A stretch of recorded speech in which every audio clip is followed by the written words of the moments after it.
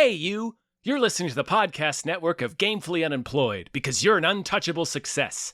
To support us and gain access to great exclusive shows like our brand new Supernatural watch-along Himboos, head over to patreon.com/gamefullyunemployed. You'll also get your lucky little mitts on hundreds of episodes of our other exclusive shows like Tom and Jeff Watch Batman, Star Trek The Next Futurama, Spiel Boys, and the complete series of Fox Mulder is a Maniac. We do movie nights, game streaming, regular mini-series and surprise shows, and you can even commission your own podcast about anything you want, within reason. You have nothing to lose and everything to gain by heading to patreon.com/gamefullyunemployed. That's patreon.com/GAMEFULLY unemployed. Probably don't need help with that word.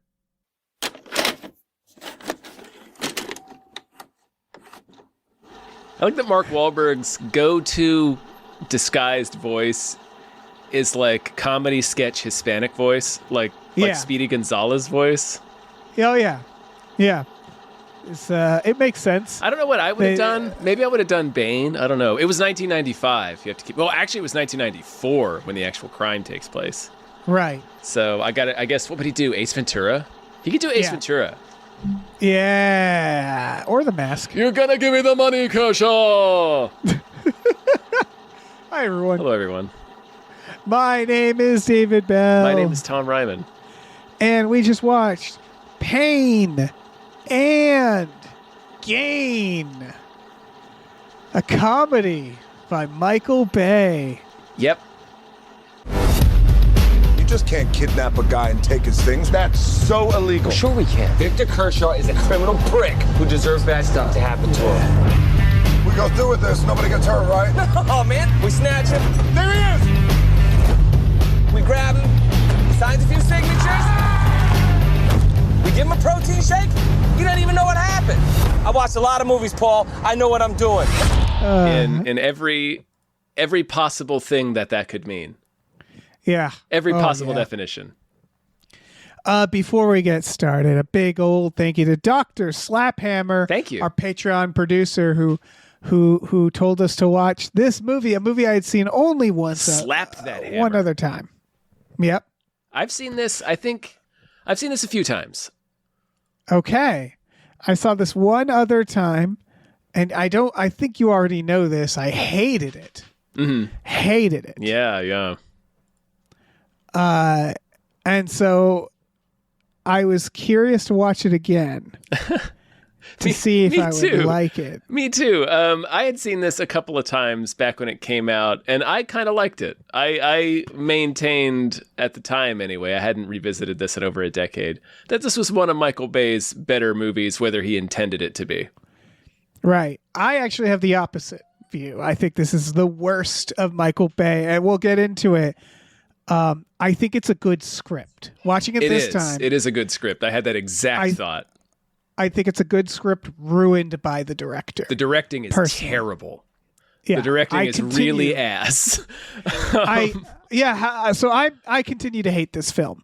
Okay. What did you think upon second watch? I think it's actually better after time has passed because, like I had said, I think I had always considered it one of his better movies, even for reasons he maybe didn't intend, because what it is sort of a satire on himself, like the sort of Bush era, post 9/11, but firmly war on terror, America, like real pro jingoism, pro America stuff, kind of also fused with the same sort of mentality from the 90s, which is also when Michael Bay got started making movies. So it's not a coincidence that this movie is set in 1995 in Miami. For sure. And that's when Bad Boys was released and where it takes place. I think like 13 years removed, it feels even more like right on right on the precipice of 9/11 because it's so Trumpian. It's such like you can see the nascent, real toxic waste kernels of everything that's going to continue to rot in America and I don't know. Michael Bay knows no, what he's not doing. at all. Not at all. It was not intentional. Yeah. It was, I think he's the perfect guy to make this movie because he revealed a whole lot more about the subject than he intended to. because he doesn't know how to do, like, he knows it's supposed to be funny. He's not exactly sure what parts of it are funny, and he definitely doesn't fully understand the satire of it. It's a fascinating movie. It's a fascinating movie to me. It's definitely fascinating. Like I said before we started recording, Hannah sat down and just watched the whole thing with me. I can see and exactly was like why. glued to it. I can see exactly because why. It is fascinating to watch. By the end though, I get exhausted. Like it's over 2 hours, and by the end, because I would argue the big problem with this movie is it's a cruel and mean story about cruel and mean guys being cruel and mean is the same thing, being cruel and stupid to another cruel and stupid. It's just mean and stupid people hurting each other. And while the movie is also cruel and doesn't understand what the point of it is, and like it plays it for laughs when it's just mean and dumb. And it's sort of like, it just feels like it's just all mean and dumb people getting together to make this mean and dumb thing, which is why I wanted to say it's a good script and say like, it's all on Michael Bay. The screenwriters made Avengers Endgame. They made a bunch of Marvel films between this movie. The acting is, like for better or for worse, like the acting is, they're all good in it. Yeah, they're all really funny. It all came down to me on Michael Bay being like stupid and cruel and just not being like, isn't it funny that the guy they're torturing peed himself? And it's like, no, like that's not what's funny. Like he not really understanding how to do this, where it's like none of the characters are likable. No. Like this idea, like the movie wants us to think Tony Shalhoub is especially bad, and it's like he's no different from the guy in the Sears that yells at Mark Wahlberg. Everybody sucks. It's this alternate reality where everybody is mean to everybody. So there's no like, the only person is Ed Harris, but he comes way later. So it's like, I just get exhausted by this movie. Yeah. By the cruelty. Yeah. It's a sadistic movie. And it's made by a sadistic filmmaker who thinks cruelty is funny and who thinks bullying is funny. But it's the movie's about like how sadistic the American dream is, right? And how dog eat dog it is. And it's just, these are, like you said, there's not really a lot of difference between these people. They're ruthlessly eating each other. Like Tony Shalhoub's character, whether or not he's crooked, he appears to be so crooked that the cops don't even take him seriously when he reports the crime. And I know that's an element of the actual story is also, it's much darker than this. I want to watch a documentary about this. I've read the articles. I've read the magazine articles that it's based on. Yeah. But it's been many, many years, so I don't remember all the finer details. I remember that just kind of like the broad strokes of the movie are basically true. The Rock's character is a couple of people combined, which I think they actually show you in the end credits.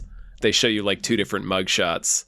So I think they're trying to show you that. Anyway, he's like an amalgamation, but like, it's like the cops were even more like gung ho about investigating Tony Shalhoub's character for being a possible. It was more than interesting. Right. It was more than that they were just railroading him. They were actually trying to like, well, you're clearly like the one cop has that line. Well, yeah, and sure. And Pablo Escobar was just a florist. So like they were really hardcore trying to investigate him. And I think he was kind of bent. I don't remember the details of it though. They seem to hint that in this movie, but I don't trust Michael Bay with anything. So, but anyway. Well, it's stuff like that where like, there's all these distracting elements because of Michael Bay. Like, for example, like Tony Shalhoub when he's introduced, God, he wants to, he just really wants us to see that gold Star of David around his neck. And it's just like, what are you saying, Michael Bay? Yeah, why do you keep framing it? Or like when the cops do that thing, it's like, why is this cop like a cop from the 70s who's like a weird character where it's like, it's that like everything is so loud and weird. Michael Bay. That it kind of. Oh, sorry. No, it's just that he doesn't know. again, he just doesn't know how to tell this story. Michael Bay without getting distracted constantly. He has no restraint. That's his defining characteristic. So him coming up to the plate, like it can keep him in bounds. I guess like it was still holding together through Bad Boys 2. I mean, obviously it falls apart by like 6 Underground, but like this feels a little like I thought of Christmas in Connecticut more than once watching this because it's a comedy made by a deranged madman. So like because Michael Bain, because Michael Bay has no restraint, he will have one of the police detectives just be a cartoon sketch police detective from the 70s, like a guy ironically dressed as Starsky and Hutch. And then he'll also have Rebel Wilson going as big as possible. Which is, I mean, she's funny, comedians... but like she's just like the world is fairly grounded, although cruel and sadistic, like you pointed out, but otherwise fairly grounded, with the exception of like these two characters. It's grounded for a Michael Bay movie. You know what I mean? Like in the way that Bad Boys is grounded. Right. He's definitely a comedian must love working with him because it's probably like, okay, do we're anything. just gonna roll, as long as it's do funny. anything you want. If it's funny, we'll put it in. It's 100%. Michael Bay is like, it's a comedy. It's a comedy. So if it makes you laugh, it's going in. It's like, I guess. A really clear. So I have to credit the YouTube channel Every Frame of Painting. When they explored Michael Bay, they already pointed this out, but it's so. The disconnect is really obvious in one part specifically. Is Every Frame of Painting compared this to Fargo, right? This is kind of a Fargo, where they have the criminals escalate, and then you have the cop. And Fargo has a very similar moment to this movie where, like, after spoilers, Frances McDormand being like, it was such a good day. And then her and her husband being like, we're doing pretty great. And they're just in their little house and they're happy. And it's this idea of showing, this movie is about people lusting for the American dream who can't get enough, who just spiral. And then you see Ed Harris, and he's supposed to be like, the person who's actually achieved the American dream. I'm content. From not being too hungry. Yeah. And he even has a line where he says, it really is the simple things in life.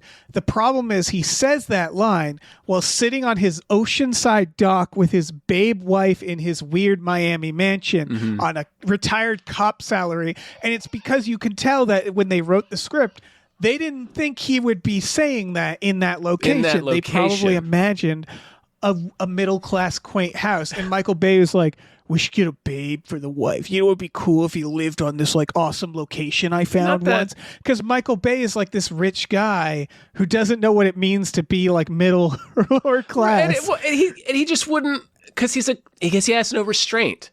He doesn't do things in service of the story. Like I was saying with the comedy thing, if it makes me laugh, it's going in. So it's like, well, all it says on the page is interior Ed's or exterior Ed's house. Why does it have to be a boring why, if we're in Miami, why couldn't it be this cool, awesome place to shoot? It'll make people feel excited. It'll make people feel that contentment, that serenity. It's more about what I want them to feel than about what they're seeing. Right. But it's what he wants them to feel is look how awesome it is. Look how awesome like this life is. Shot, serves look how even the credit when the credit comes out and it's like pain and gain, it was like, what is this, a fucking action movie? It's not an action movie, Michael. Like the music is like this different type of music, kind of showing that it's this more serious moment, but he's shooting it all like an action movie. Like when they torture Tony Shalhoub and then they put him in a car and light the car on fire. If this is a dark thing they're doing, he shoots the walking away from an explosion action shot because that's just cool. And I'm like, if he did that ironically... He did, I think. I don't think he knew he was doing it ironically. I think that's like the one thing he understands about this. The one thing he knows he's making fun of in this movie is that these guys are stupid. And they think they're in a movie. Like as they're planning this, like that's literally what Daniel says. What Mark Wahlberg says is he says, "I've seen a lot of movies. I know what I'm talking about." So I think that's intentional. But otherwise, I agree with you. Like it's evident in every other area where it's like you can, like, the script knows that this is dark. And like I think the music is by Steve Jablonsky. The score is pretty good. but like the score understands in this moment that it suddenly gets dark. Like everything's been kind of like light, and even as they're beating his ass, it's still kind of like, because we don't really like him, and that's kind of the point of like, he's supposed to be a difficult victim. Ed Harris, I think, says that verbatim at one point. He's supposed to be tough to like. But that's supposed to be beside the point. It doesn't matter if he's tough to like. These guys fucking tortured him and robbed him. Right. My problem was I literally didn't clock that he was an asshole at the beginning of the movie, because I thought everybody was an asshole. He doesn't come off worse than Daniel. Sears, he doesn't come off worse than Daniel.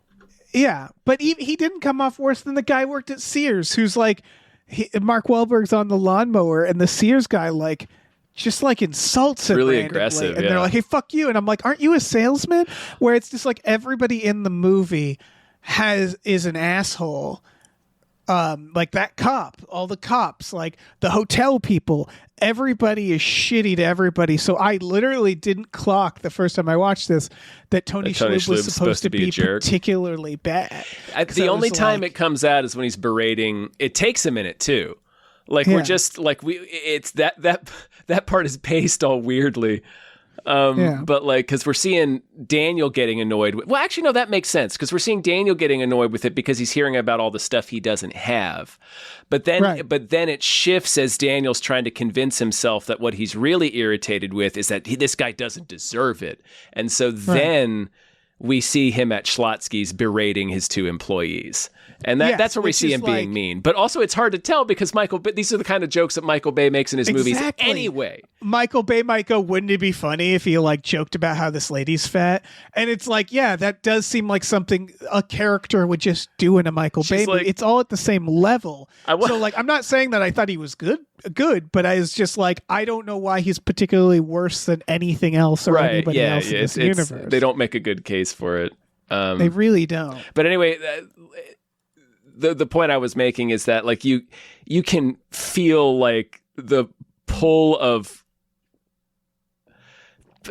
this is such a fascinating movie. It's like I said, like the score understands that the scene is supposed to be dark, but like Michael Bay is even sometimes the score doesn't understand either, but I think the score doesn't know what it's necessarily scoring. Sure.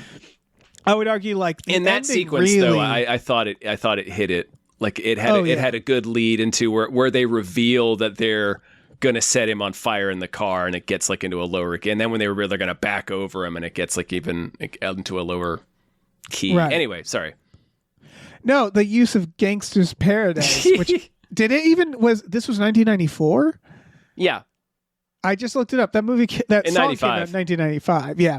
It feels like that was a use of... It ends in 95 when they get busted. Like when Mark Wahlberg gets arrested, it's 95. But it's the thing where it's like, I think he thought he was making like a Guy Ritchie film, right? In a Guy Ritchie film, you have murderers and criminals, right? And you have dark humor where it's like, oh, isn't it funny? This guy got shot. Like it can be done. Obviously, that's a fictional plot, but I think that was the tone he's going for, is like dark humor crime movie, right, where people are getting shot and people are getting killed. And it's like, it's funny though, because look at how silly it is that they're trying to chop up this body, but the element of it being based on a true story, and then the element of the guys were falling, like Turkish isn't a murder in Snatch, right? Like where you need someone good you want to follow and like, and then the ending really, to me, like I just feel so gross and bad after this movie, because the very ending is like cut to Gangster's Paradise, the judge going death sentence, and they show like Anthony Mackie going like making like a funny face of that, and then it's like, oh yeah, by the way, they got the death sentence. One of them, the one who did the least amount of crimes, he died in prison. And they're playing Gangster's Paradise being like, isn't this fun? Didn't we have fun? And I'm like, no, you didn't. This isn't a fun story. The story is sad. Yeah. It's guys who are like kind of dumb doing something awful to other people and then getting the death sentence. And it's like, it's not fun. However, I'm sorry. Right. However true it is, the story presented in the film is two guys goaded into murdering people sort of accidentally by this arch sociopath. And then they're all sort of punished for it. Like Anthony Mackie is sentenced. We don't want Anthony Mackie to die, like the way his character is presented in this movie. But they just treat it like, It's like, womp, womp. He got the death sentence. I'm like, well, Daniel, sure. Like, we don't like Daniel. But, like, we don't want Anthony Mackie to die. Because Michael Bay thinks the death sentence is fine. He doesn't see it's neat and fun. Like, isn't it? Well, these dummies got what was coming to them. It's like, I don't. Right. That's the story he's telling. I don't think you understand, Michael. Right. It's not. That's the thing is, I think it's also just it's not a story that lends itself to this tone of a comedy in general. Not Part the way. That's the script, I think. I thought of Goodfellas a couple of times. Like, and I think I imagine Michael Bay probably thought of that movie a few times as well. There's similar elements. Oh, a lot of cocaine, spiraling. But The Rock, by the way, I could watch him on cocaine all day. He's really fucking funny. He's on fire. He's the best part of this movie. I've been to prison. Yeah. He is. When he's on coke. Yeah. Sorry. He knows how to say the lines they give him. Jesus Christ has blessed me with many gifts, and one of them is knocking somebody the fuck out. It's just he's like we've sad talked when about he says before. it. Yeah. Yeah. You okay, knows Pepe? Comedy. Yeah, he's got great timing. Yeah. Anthony Mackie's very funny in it. Mark Wahlberg's really funny. Like he's basically doing a Mark Wahlberg impression. He's doing, everybody's doing a good job in it. It's just it's not. There's no one at the wheel here. I like Rob Corddry as the sinister, fucking slimy gym owner.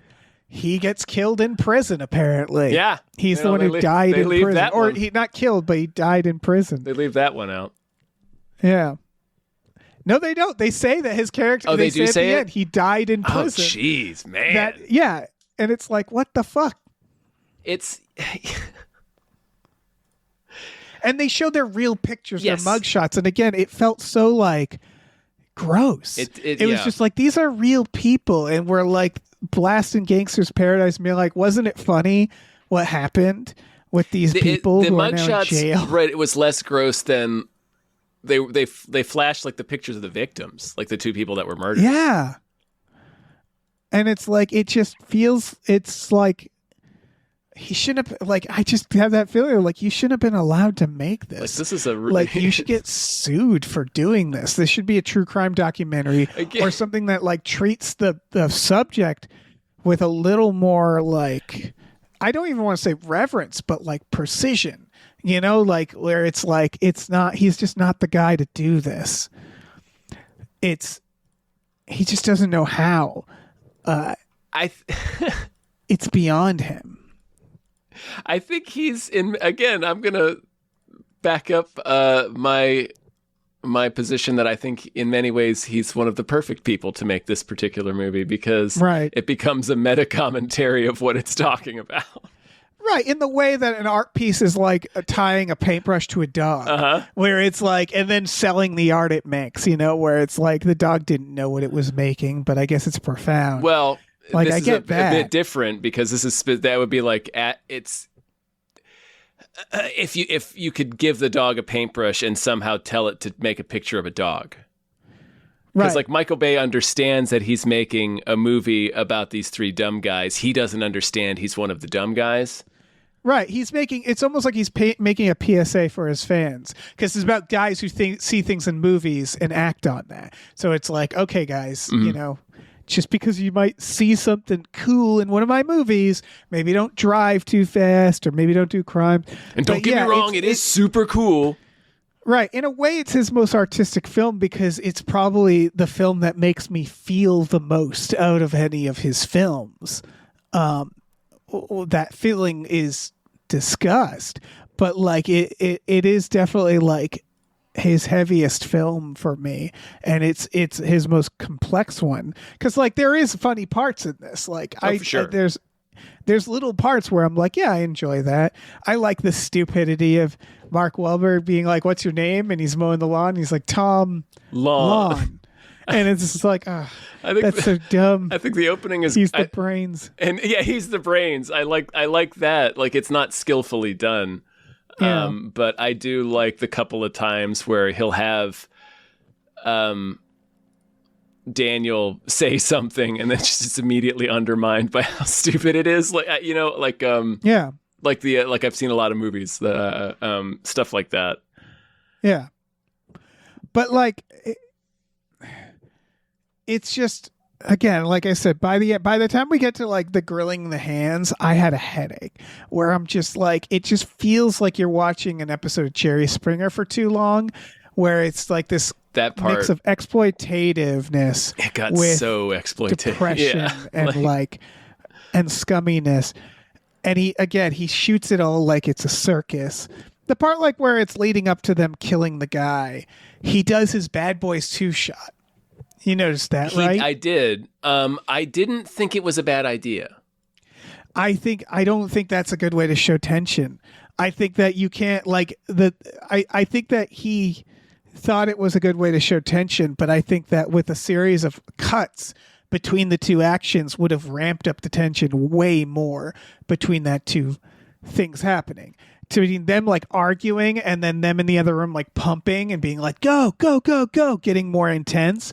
Like, that's how you do that. I just think that's a shot he likes. And he was like, this is a scene that's like leading up to something. But I think it's way better in Bad Boys 2, where it's to show like, I mean, I don't even think it's great in Bad Boys 2, to be honest, because I think that it's like, it's just a lot. It's just real slick for the purposes of being real slick. Right. Compared to Fincher, there's a great, like, Fincher does those shots, right? Mm-hmm. And he talks about why he does those shots as being about kind of watching an event unfold and feeling like there's nothing you can do, like feeling like this thing is just sort of happening. And I think that's what he was going for here. That's what my idea was. It was that's what I was sort of latching onto when I said I like the idea of it. Is it feels like it's spiraling out of control. Yeah. And I like that it's going in and it's creepy. Like, it's such a weird situation to begin with. Like, you have this woman in the other room with these two maniacs screaming at each other while they're doing push-ups. And then in the next room, Mark Wahlberg's beating a guy to death with exercise equipment. And it's just kind of spinning in that. But it doesn't pick up speed. It doesn't. And you don't I like know the that's going to idea of happen, it, but either. it doesn't you get this idea that something is happening. But yes, that something's going to happen. Yeah. You definitely get the idea that something is about to spin out of control. But I think that's the right place to use that shot. I guess my argument is like, I don't think that shot is as good as you could. I think there's better ways to do it. Yeah. Anyway. Yeah. Again, it's like he sort of knows the tools that you're supposed to use. I think it's that he just doesn't quite know how to do it. I don't know. I think like it is interesting as like a piece of satire where you like kind of include Michael Bay in that. But as a 2-hour long movie, I just started getting so fucking I really tired. At the end, it really starts losing steam when they start arresting everybody. And there's still kind of like 10 or 15 minutes left. They do the action beat at the end, which I'm guessing the victim didn't personally hit Mark Wahlberg with his car. No, probably not. He probably didn't accompany them to the Bahamas to arrest him. There's again, very Michael Bay to like milk. I get the poetic justice of that. But it was like did you want us to? Were we supposed to want this confrontation? Like, it doesn't, because it seems like you hate Tony Shalhoub through this whole movie, Michael Bay, right? And that you want us to not like him too. So I don't. Anyway, no, he can't decide. Like, one of the things this movie and the screenplay notably has is the VO changes constantly. Yes, which is supposed to be about empathy, one would imagine. And I thought it was interesting when it first happened. Yeah, I think about mythologizing too. I thought about Casino at that point as well. Like shifting narratives, how you self-mythologize, and anyway. Yeah, I definitely think they mention The Godfather, Yeah, Scarface. Rocky, The Godfather, Scarface. Those are his favorite movies. Yeah. But like they definitely want us to think about Scorsese as well. And like, yeah, you're right. Goodfellas kind of does that better. That's the other, like Goodfellas does it all better too. Like the ending when they all get, I mean, obviously Goodfellas does it better, right. but like the ending of them all getting caught, that actually usually is treated as an anticlimactic thing because that's the point, right? Yeah. Is like, and then it all just sort of falls apart. Falls apart, and, yeah. Yeah. And they don't really know how to, again, it's any chance for it to be awesome, for like The Rock to have a little action scene where he's swimming away from the cops shooting at him. Or uppercutting a priest that hits on him. Yeah. Again, that was part of where it was like, everybody's bad. It's such a weirdly like cynical view of just like it's shot like an ad for Miami, but then you watch it and you're like, I don't want to go to Miami. Right. Everybody is apparently the worst person in the world. Everybody's a weird vampire. Right. I don't really know what his view of Florida is because this kind of has that Florida man vibe, right? Of like dumb crime. Yeah. I think we're all supposed to think that the fact that they're three bodybuilders is intrinsically very funny. Yeah. And I guess it just isn't. And I don't know if that's a byproduct of 2 decades of action movies where that's just what people in action movies look like. So you just stop seeing it in movies. Does that make sense? Like you stop noticing how jacked that people The Rock are. is huge, right. yeah. That you stop seeing it. Anyway, it's funny in the hospital when he's like, yeah, he claimed that bodybuilders kidnapped him. And they're all standing there looking like bodybuilders. Yeah, that was the one time that it was like, I thought it was used funny. I think, and it's really the only time it's referenced, honestly. But the rest of anyway. No, I want to talk about I want to go back to like the original script and the intent because it's called Pain and Gain. They're bodybuilders for obvious reasons. And it's bodybuilding is, oh yeah. And it's like linked to the American dream. So I think the idea was that the bodybuilding, and then it's linked to like kind of the self-help / guru motivational speaker / scam crowd. I'm going to write that down real quick. These guys are also proto-manosphere jerks too. Yes, they are.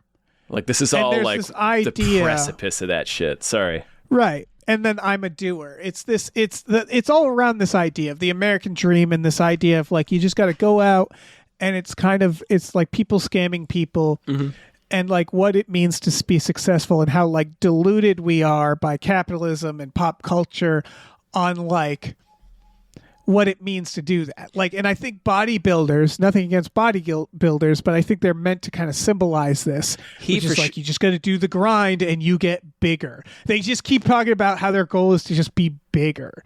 And it's about like cutting every corner you can, juicing up, drinking breast milk, anything you can to just, the goal is to get bigger. Yeah. And that's like the point of what they're doing financially is like, you got to get bigger. More, yeah, it's it's the workarounds is the thing I think that they sort of you sort of find the most poetic marriage between the two. I think is the idea of like they're constantly injecting steroids, like to the point where Anthony Mackie, his character, one of the reasons he wants to steal the money is he needs this procedure because he's injected so many steroids. He's impotent. Right, which of course really distracted Michael Bay. Yeah, that detail. He thinks that's the script. really funny. Yeah.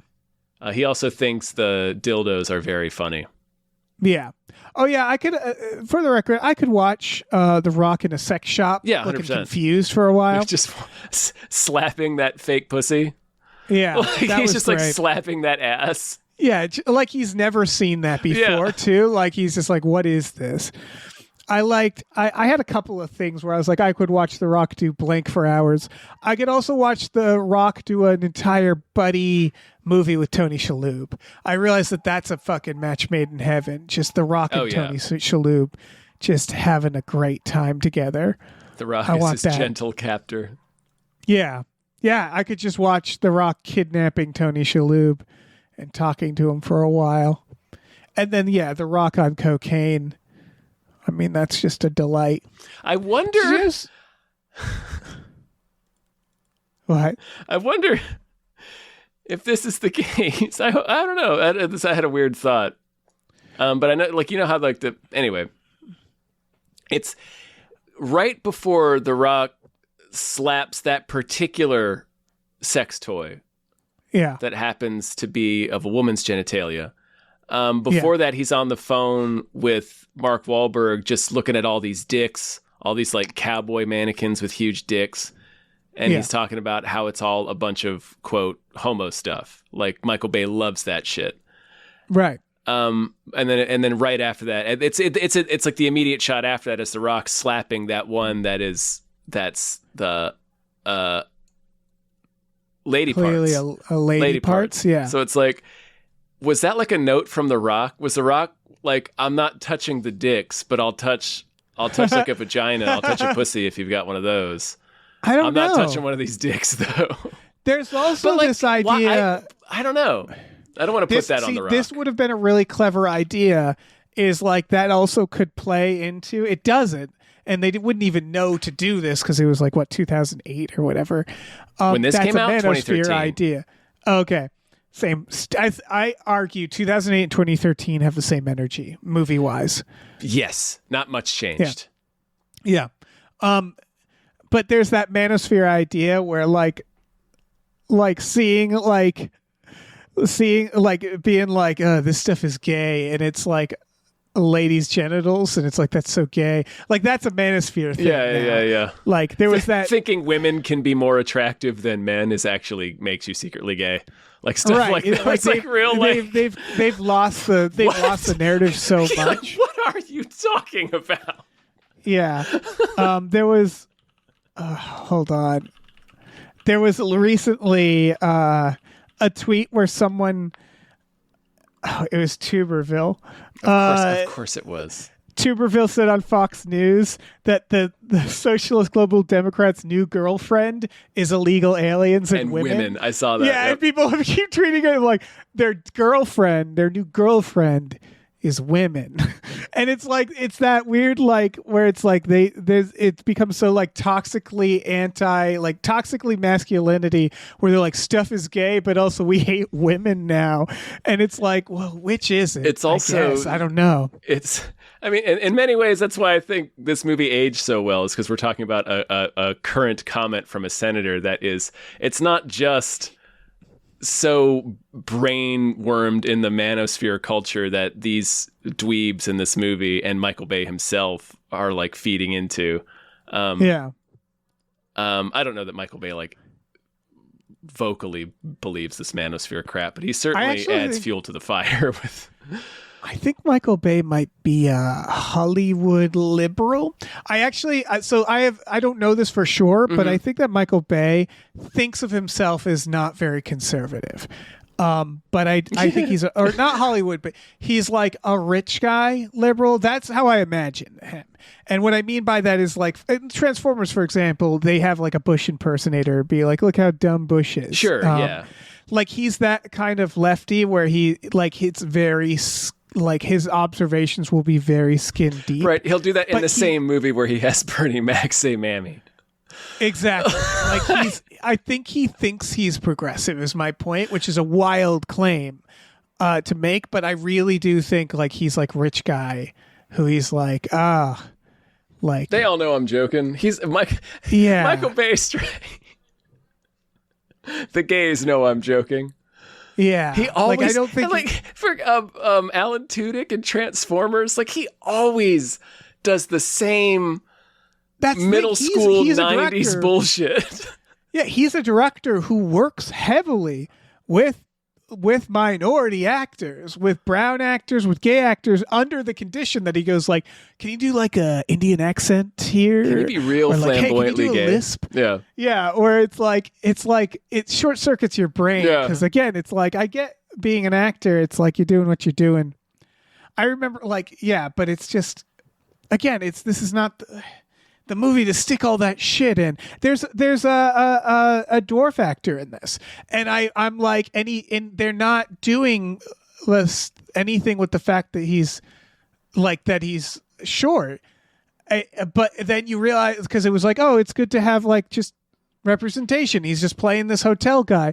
But then sure enough, they do jokes about it and The Rock picks him up and they call him Cabbage Patch, and it was like, yeah, oh, okay. it's Mark Wahlberg says, "Snatch that Cabbage Patch." It's like, Yeah, so it's like, it's oh, like- this is why you cast him so that Mark Wahlberg could make that joke. Now, granted, we don't like Mark Wahlberg. We are not supposed to like Mark Wahlberg, but we But are he thinks supposed this to is laugh funny. at that joke. That's the thing. It's like we are supposed to like We them are because the whole movie is following them. We need to be entertained by them and find them. I think that's why they make Anthony Mackie and The Rock so sympathetic, particularly The Rock, but they make both of them pretty sympathetic because I think Michael Bay did recognize that at least one of these guys has to be the villain, and I feel like the movie's pretty consistently like Mark Wahlberg's the bad guy. Like Goodfellas, but it's Goodfellas is what makes Goodfellas work is it's interesting. Like this is interesting too, but yeah, but I just mean like Fargo knew to follow Frances McDormand early on, where it was like we need to have someone we glom on. We don't meet Ed Ed Harris for a while. It's like over halfway through the movie. And he's the only person you can root for, really. Really, yeah. That's what I was rooting for Tony Shalhoub because I'm like, well, yeah. Okay, the worst thing he did was he's kind of an asshole, but but they're torturing him. They tried to torture him to death.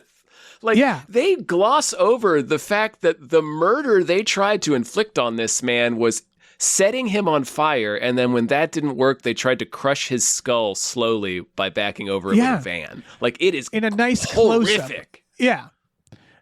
And so it's just like I had to glom onto him because I was like, I guess we're rooting for him. And I thought the movie thought that too because they swapped the VO. But then it's like then we keep following these other guys. I think and it's not to interrupt you, sorry.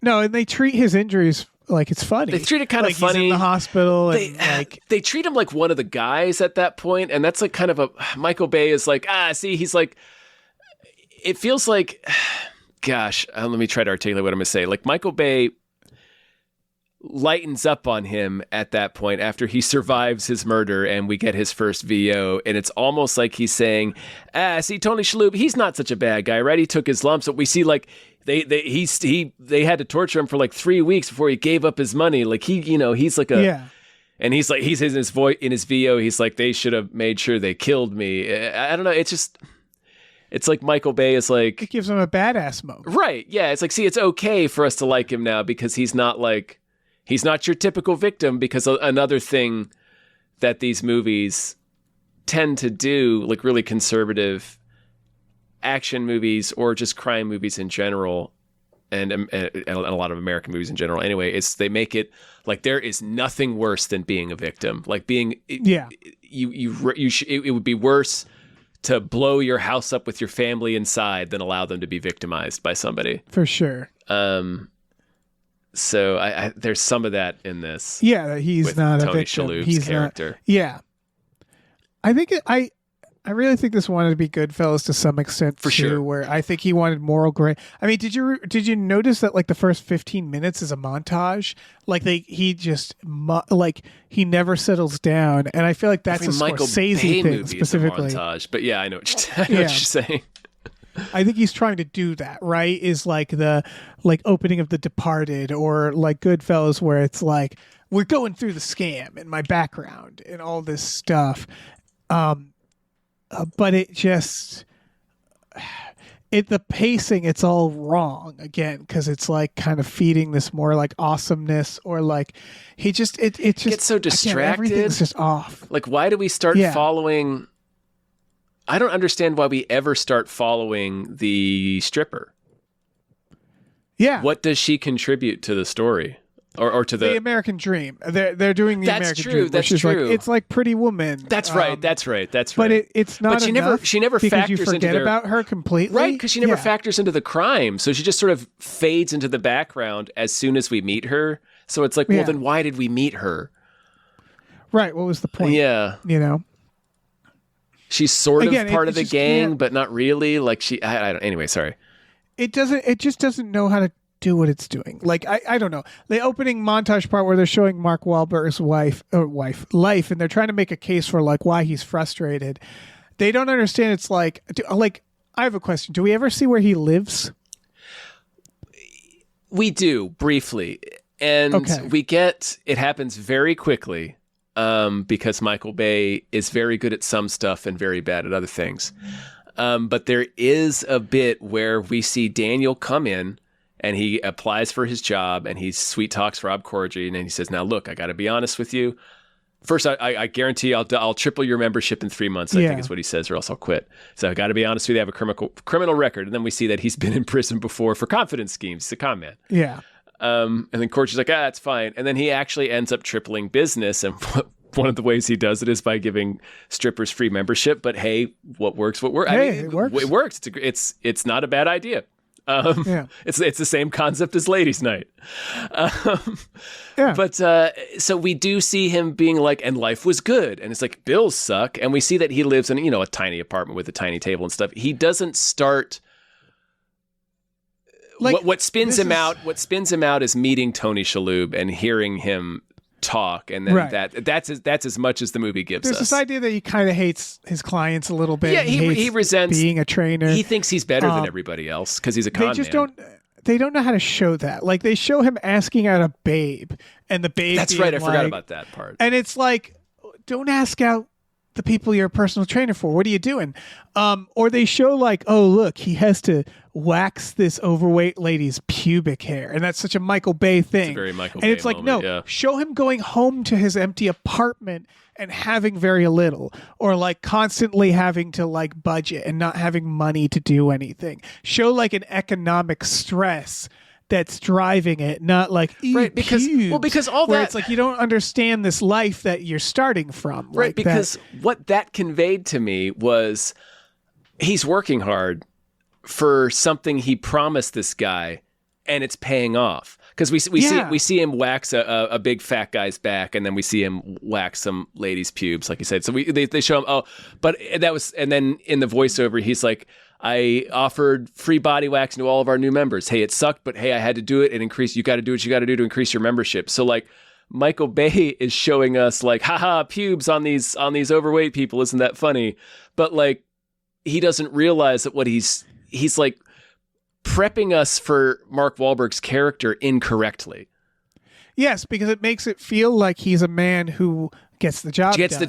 A guy with workable ideas who is willing to do the work to get them done. It's like you're prepping us for him all wrong with that. Right.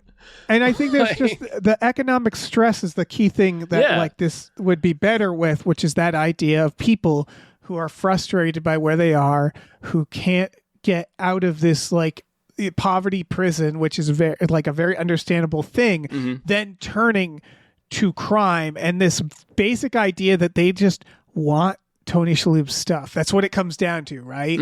And it's like what he's trying to show is the type of like poverty that drives someone so crazy that they would walk into someone's house and shoot them and just take their house like that. And that is a real thing. That is a real feeling, right? Is like this inequality where you look at someone else who's not even a bad person. In fact, Tony Shalhoub, it would have been better. I mean, I know the true story. He is what he is, but it's like, it would have been better if it wasn't. I guess that's the point, is he isn't that bad, but it's he doesn't know how to convey that frustration. Someone losing their mind because they've been so trapped that they do something so incredibly drastic. It's just sort of like, and that was probably what happened to these people. Of course. The real story is a lot darker. Yeah. Yeah. And the movie is like, oh, they're dumb. Yeah. They watched a lot of movies and they're dumb. He's a dumb guy, and he just thinks he's better than all of these people. So he thinks he's owed this. And I am certain that those were all factors. Yeah. But like, I mean, it's also, this movie doesn't want to explore those factors. This movie has a scene where in that flashback where the judge, he does the "I'm guilty, Your Honor," and then the judge is like, "Guilty." And he's like, "Yeah, I just said that. What about my leniency?" Yeah. They then cut to a file just getting stamped with the word guilty in big black letters on the outside of the file. And it's just like, yeah, that's what they do when you're found guilty of something. They just stamp a guilty thing on it. No restraint. That's definitely how that works. And that's like the Michael Bay of it all, right? Yeah. Where it's like, if you saw that in like in a different movie, it'd be funny. But it's like so tonally, everything's tonally different from one another, where it's these little things that pinged my brain like that, where it's just like, why is the opening title like that? Why is he jumping like 3 stories into a dumpster? Is this, where nuts. it's like, true story, but he just this action shot that's really cool and he jumps really far. And he it's wanted like, to do a cool pick one. stunt. Yeah. He wanted to drop a guy 3 stories into a dumpster, and it's cool. Right. It's just, he can't not be Michael Bay. No, he can't. Yeah. And that's why I still cherish and celebrate this film. I think it has only become more fascinating and relevant with age. You're definitely not the only one. I hate it. I continue to hate it. It's not it's not fun. You don't come away from it. Like, this should be studied, not watched. Yeah, I do think I see it as a piece of art, again, in a way where you tie a paintbrush to a dog. Like, it is that. I just think it's also a really good case study, I think, for understanding why Michael Bay is bad at directing. Yes. Or like you could argue he's a very good action director who can't do anything else. I would argue The Island is also that. I like The Island, though, but The Island is like Michael Bay like tried weed for the first time and was like, I want to do something deep. And it's like, that's as deep as it gets, where it's like there's still going to be cool car chases. Michael Bay did an open mic once at like his friend's fucking show and is like, I'm going to record a comedy album. Yeah. It's just like this I think he watched Goodfellas and he was like, I want to do like find me a Goodfellas crime. Yeah. Pain and Gain. This could be Michael Bay's Goodfellas. Indeed, it could. Yeah. And I suppose it is. Yeah. What else would be Transformers 4? Kind of. What was the last Transformers he made? I think the one with King Arthur. Oh, with Anthony Hopkins. King Arthur and Harriet Tubman. You remember? Is Harriet Tubman in that? Mm-hmm. Jesus. Yeah, The Last Night. Mm-hmm. 2017. And then Six Underground, Ambulance. And now he's doing you know what? I take back what I said about him thinking he's liberal, because isn't he doing that's right. He did the Benghazi movie. Yeah, the Benghazi, and I think he's doing another propaganda piece. He's doing that soldier who got rescued. You're 100% right. You're 100% right. Yeah, he's definitely a butter emails chode. Yeah, and then he's attached to the Skibbity Toilet movie, which dare I say is exactly the right one for him. Perfect. Skibbity it up, Michael Bay. I'm just generally glad. Like, I'm just looking. He did a parkour documentary, which I bet is really fun to watch. Oh, he's perfect for that.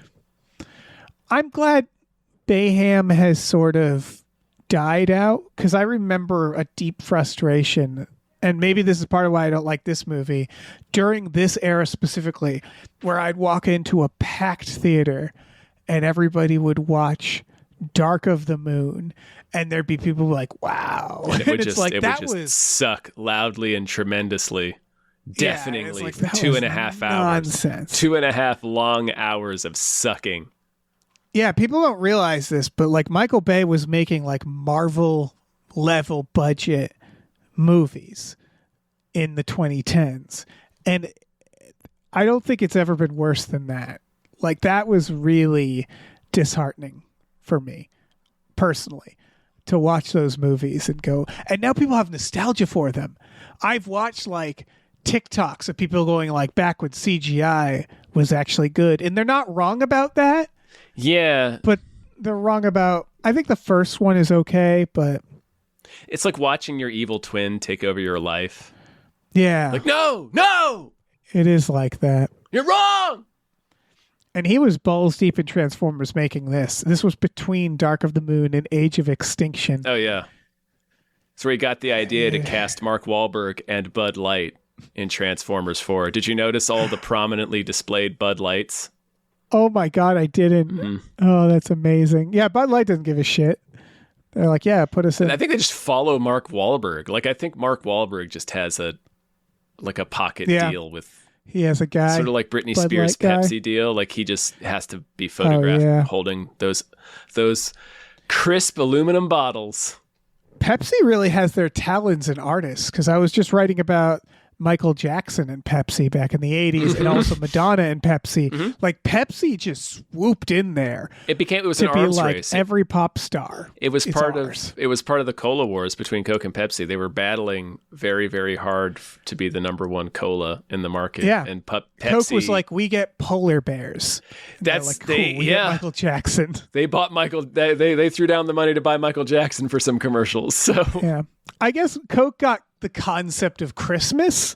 Apparently, that's Coke is Santa like, Claus, we're yes. just we have Santa. And they're like, well, fuck you, give us Michael Jackson then. Because I don't know if people know this, but the flavor of Coca-Cola is like a spiced holiday wine. That's what that's supposed to be. Really? Yeah. That's like Dr. Pepper, where I heard once it was like Cherry. Pete's or something, it's like cherry cola.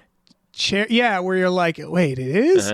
It's like prunes. There's like something. There's one other thing. Oh yeah, it's some hog like, shit that's what in that there. is? Yeah. Yeah, because it just tastes like robot blood and it's delicious. Delicious like, throat oil. Yeah. Yeah, same with Coke, where you're like, Coke doesn't have a flavor. It's the flavor is Right. This intangible tastes soda flavor. exactly what I tore from Santa's jugular. Yeah, exactly. Yeah, it's the Santa flavor blood. of soda.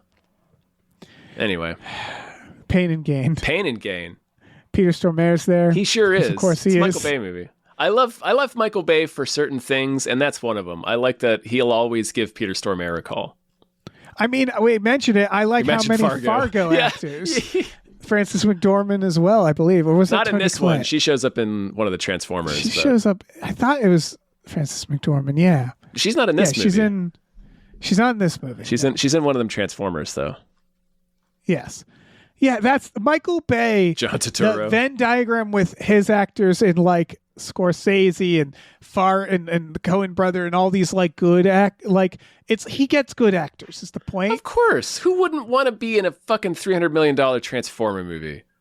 Yeah. Provided I don't have to do much. Like, I get John Turturro's thing where he was like, I got to climb to the top of the pyramid and it like paid for this movie I was directing. I'll be in a Transformer. Yes. John Turturro, he's like, yeah, I'll get pissed on. Yeah, sure. I could fucking let the robot piss in my face. $3 million? Thank you. Fuck. Yeah. Or however Anthony much he got paid for Hopkins. that. Oh, Anthony Doesn't he Hopkins have a barely has to robot do butler? anything. Yeah, he just has to sit in a room and read. Yeah. Yeah, he sure does. Yeah, I know he has some. Wait, is he the wait? You're conflating. I thought he was physically in it. He is, but Is then he he the dies partway through. I'm spoiling it.